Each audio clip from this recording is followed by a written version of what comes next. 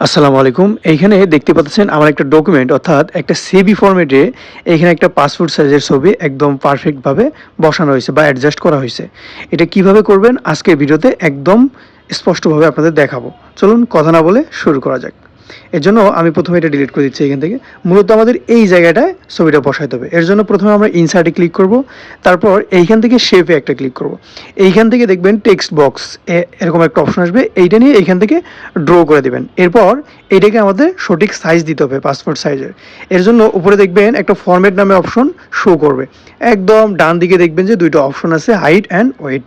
প্রথমে হাইট দিবেন এইখান থেকে 1.9, এখানে 1.9 দেবেন অর্থাৎ পাসপোর্ট সাইজ যেটা আছে আর কি।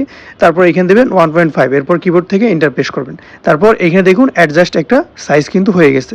এখন আমাদের কাজ হচ্ছে এই ফরম্যাটে ক্লিক করে শেপ ফিলে যাওয়া, এইখান থেকে পিকচারে ক্লিক করা। তারপর এইখানে আপনাদের ফোল্ডার শো করবে কম্পিউটারের, এখানে একটা ক্লিক করবেন, দেন আপনাদের ফোল্ডারে নিয়ে যাবে। এইখান থেকে আপনারা ছবিটা অ্যাডজাস্ট করবেন বা এখান থেকে ছবিটা এখান থেকে শো করবেন। দেখুন আমাদের এখানে কিন্তু পারফেক্টভাবে একটা পাসপোর্ট সাইজের ছবি অ্যাড হয়েছে বা আমাদের ডকুমেন্টের সাথে অ্যাডজাস্ট করা গেছে। তো ধন্যবাদ সবাইকে ভিডিওটি শেষ পর্যন্ত দেখার জন্য।